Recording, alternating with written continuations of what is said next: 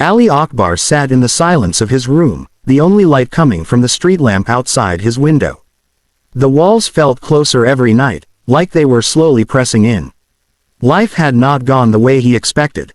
Once a hopeful young man with dreams bigger than the sky, Ali now found himself drowning under the weight of unanswered prayers, failed attempts, and the emptiness that follows worldly disappointments. He had done everything he was taught would lead to success. Earned a degree, found a job, tried to make his parents proud. But the job didn't last, his engagement broke off after years of hope, and every attempt to get back on his feet felt like walking on sand. The harder he tried, the deeper he sank. People around him said things like, "Maybe it's Kader," or, "Just be patient," but their words felt distant, like echoes in a dark cave he didn't know how to escape. He started drifting. Fajr became a struggle, then a memory.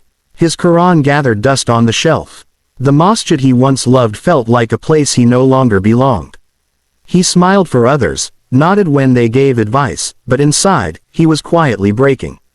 One night, after another rejection email and a bitter conversation with a close friend, Ali reached a breaking point. He dropped to his knees, not in sujud, but in despair. No one was watching, no one was listening. Or so he thought. In the middle of his pain, something inside him whispered, not loudly, but gently, "Turn back." He stood up, went to the bathroom, and made wudu, the first in many weeks. The cold water stung his skin but awoke his soul. He spread the prayer mat across the floor, his hands trembling. And then he stood before his Lord, the same Lord he had been avoiding, blaming, questioning. "Ya Allah," he whispered, "I don't know how to fix anything. I just know I need you." And he wept, truly wept. Years of pressure, regret, guilt, and confusion poured out in quiet sobs on a prayer mat stained with tears. For the first time in so long, he wasn't trying to explain his pain to people who couldn't understand. He was speaking to the one who knew it better than he did. From that night, something began to shift.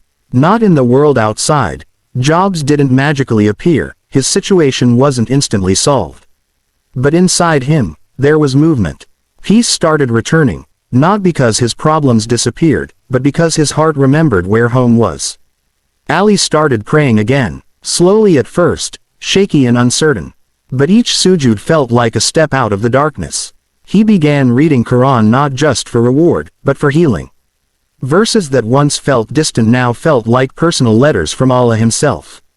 And whosoever fears Allah, He will make for him a way out and provide for him from where he does not expect. Quran 65, 2-3. Dua became his secret weapon. Not the rushed kind, but the kind that rises from a broken heart and a hopeful soul. Some nights, he still cried. But it was a different kind of cry, one that cleansed, not crushed. One day, while helping at a local food bank just to do something meaningful, he met someone who introduced him to a small startup in need of someone with exactly his skills. It wasn't glamorous, but it was honest work. And slowly, doors began to open. Not just in his career, but in his heart, his relationships, and most importantly, in his connection with Allah. Years later, Ali would say that the lowest point in his life wasn't a curse, it was a calling. A divine nudge to wake up, to return. Because sometimes, Allah breaks your plans to rebuild your soul. His story is not about success the world celebrates, but about the success of the heart, the quiet victory of a man who lost everything and found the one who is everything. As he once said to a younger brother struggling in the masjid, "You don't need to be perfect to return to Allah. You just need to be honest." And as the Quran promises, indeed, with hardship comes ease. Indeed, with hardship comes ease. Quran 94, 5-6. Let this truth echo in every broken heart. Return, and you will be received.